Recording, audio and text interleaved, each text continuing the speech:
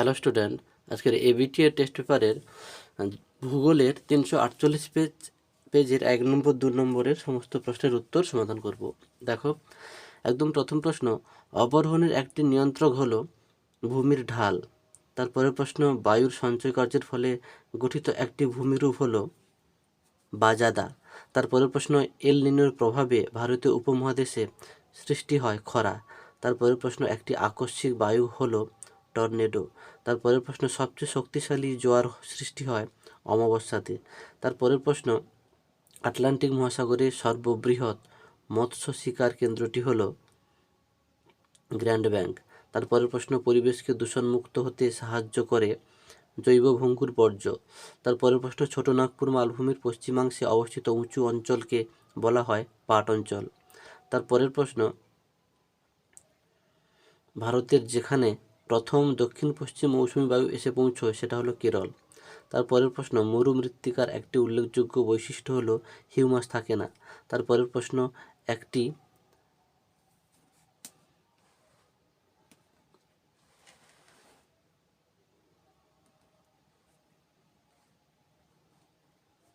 দেখো কয়েকটা প্রশ্ন বলা হয়ে গেছে। তারপরের প্রশ্ন দেখো,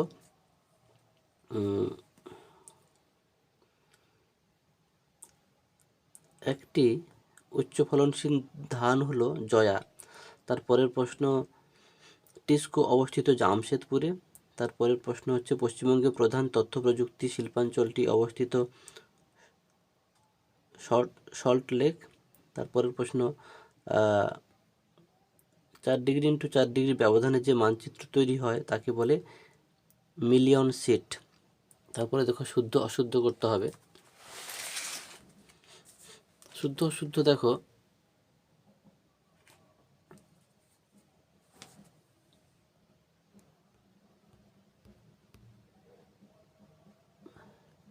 তারপরে দেখো শুদ্ধ অশুদ্ধর একদম প্রথম প্রশ্ন দেখো, মধ্য এশিয়ার পার্বত্যভূমি পৃথিবীর সর্বপ্রধান জলবিভাজিকা, এটা শুদ্ধ। তারপরের প্রশ্ন, রাজস্থানে প্লায়ার হ্রদ ধান্দ নামে পরিচিত, এটাও শুদ্ধ। তারপরের প্রশ্ন, ওজোন স্তর ক্ষয়ের জন্য সিএফসি দায়ী নয়, এটা কিন্তু অশুদ্ধ, এটা শুদ্ধটা হবে দায়ী। তারপরের প্রশ্ন, জীববৈচিত্র্য রক্ষার জন্য বর্জ্য ব্যবস্থাপনা প্রয়োজন, এটা শুদ্ধ। তারপরের প্রশ্ন, ভারতের সর্বাধিক জলসেচ করা হয় সেচ খালের মাধ্যমে, এটা কিন্তু অশুদ্ধ, শুদ্ধটা হবে কূপ ও নলকূপের মাধ্যমে। ওকে, দেখো আমি উপরে এই যে 1 2 3 4 5 6 7 এই যেটা শুদ্ধ শুদ্ধ লিখেছি, যেটা অশুদ্ধ অশুদ্ধর উপরে দেখো শুদ্ধটা লিখে দিয়েছি।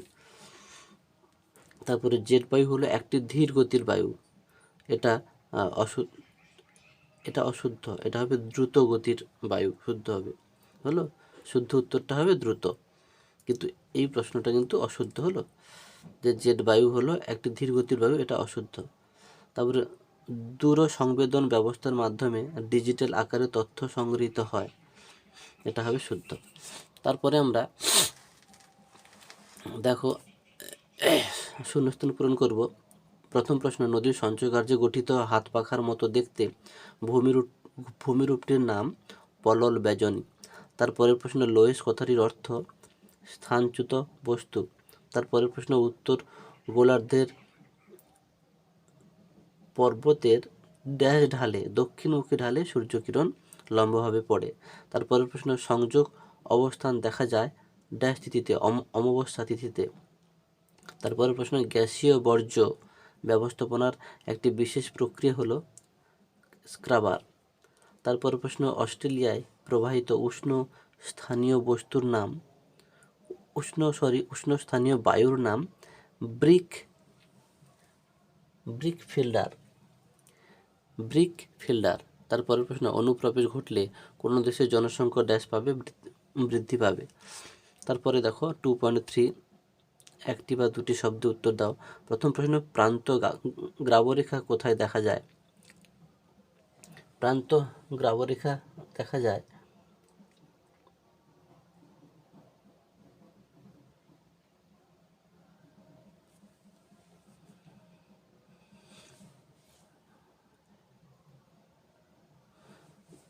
এর উত্তরটা হবে যেখানে যেখানে হিমবাহ এসে শেষ হয়। তারপরের প্রশ্ন, হোমোস্ফিয়ারের বিস্তার লেখো। হোমোস্ফিয়ারের বিস্তার দেখো ভূপৃষ্ঠ থেকে 88 কিমি পর্যন্ত হলো। ভূপৃষ্ঠ থেকে 88 কিমি পর্যন্ত, এই যে সাইটে লেখা আছে। তারপরের প্রশ্ন, বান ডাকা কখন দেখা যায়? ভরা কটালে। তারপর প্রশ্ন, বেড কাকে বলে? বেড কাকে বলে দেখো উত্তরটা লেখা আছে।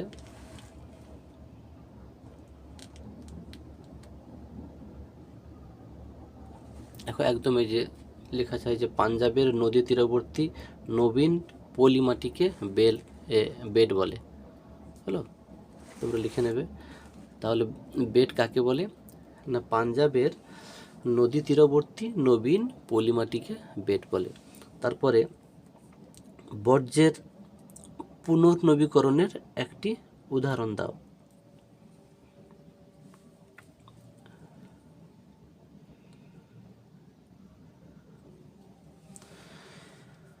বর্জ্যের পুনর্নবীকরণের উদাহরণ তোমরা এমনি লিখতেই পারো, এটা হ্যাঁ বানিয়ে লিখতে পারো। এমনি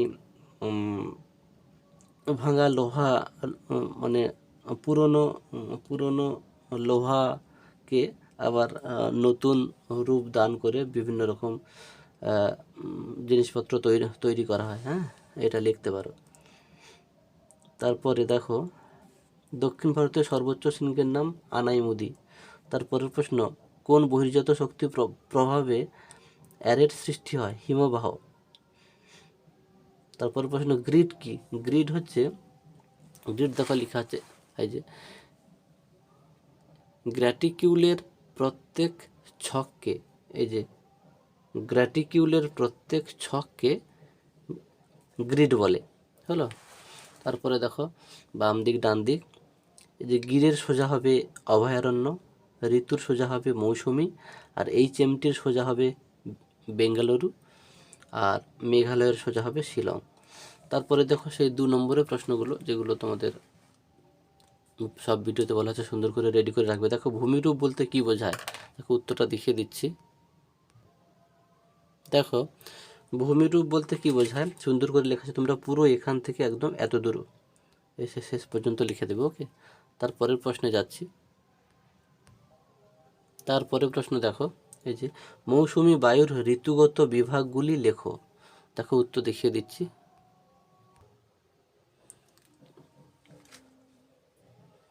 দেখো মৌসুমি বায়ুর ঋতুগত বিভাগ তোমরা লিখবে ঋতুগতভাবে 2 ভাগে ভাগ করা যায়, গ্রীষ্মকালীন মৌসুমি বায়ু আর শীতকালীন মৌসুমি বায়ু। ওকে, আর ওই গ্রীষ্মকালীন মৌসুমি বায়ু দক্ষিণ পশ্চিম দিক থেকে প্রবাহিত হয়, আর শীতকালীন মৌসুমি বায়ু উত্তর পূর্ব দিক থেকে প্রবাহিত হয়। ওকে, তারপরের প্রশ্ন দেখো, এই যে উষ্ণতার প্রসর কাকে বলে? দেখো দেখিয়ে দিচ্ছি উত্তরটা। দেখো এই যে উষ্ণতার প্রসর বলতে তোমরা একদম শুরু থেকে একদম এখান থেকে একদম এতদূর লিখে দেবে। ওকে, তারপরের প্রশ্নে যাচ্ছি। তারপরের প্রশ্ন দেখো, যে জোয়ার ভাটা সৃষ্টির 2টি কারণ লেখো। উত্তরটা দেখিয়ে দিচ্ছি।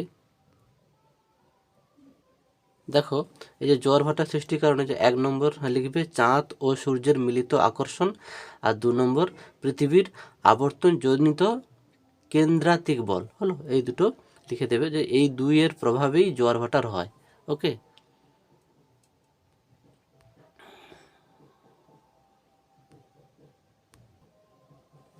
তারপরের প্রশ্ন দেখো, বর্জ্যের পরিমাণগত হ্রাসের 2টি উপায় লেখো।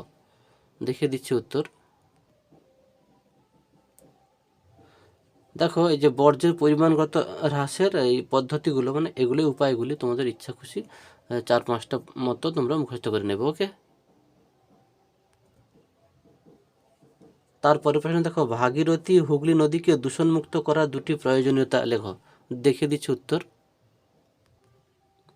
দেখো এই যে 2টি উপায়, দূষণমুক্ত করার 2টি উপায়, 1 নম্বর 2 নম্বর লিখলে হবে, 2টো পয়েন্ট লিখলে হবে। তারপরে প্রশ্ন দেখো, মরুস্থলী কি? দেখো উত্তর দেখিয়ে দিচ্ছি। দেখো এখানে অর্থ দেবে, অবস্থান দেবে, বৈশিষ্ট্য দেবে। ওকে, যদি পারো তো নামকরণটাও দিয়ে দেবে। ওকে,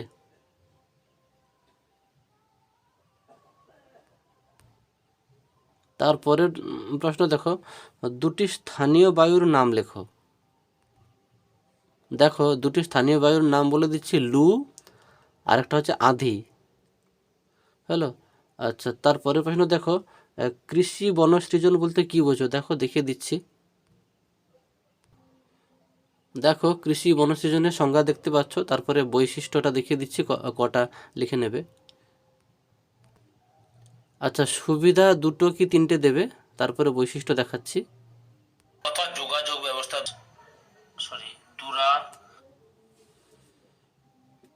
তারপরে দেখো যোগাযোগ ব্যবস্থার দুটি মাধ্যমের নাম, ইন্টারনেট এবং ইমেল লিখবে। ওকে,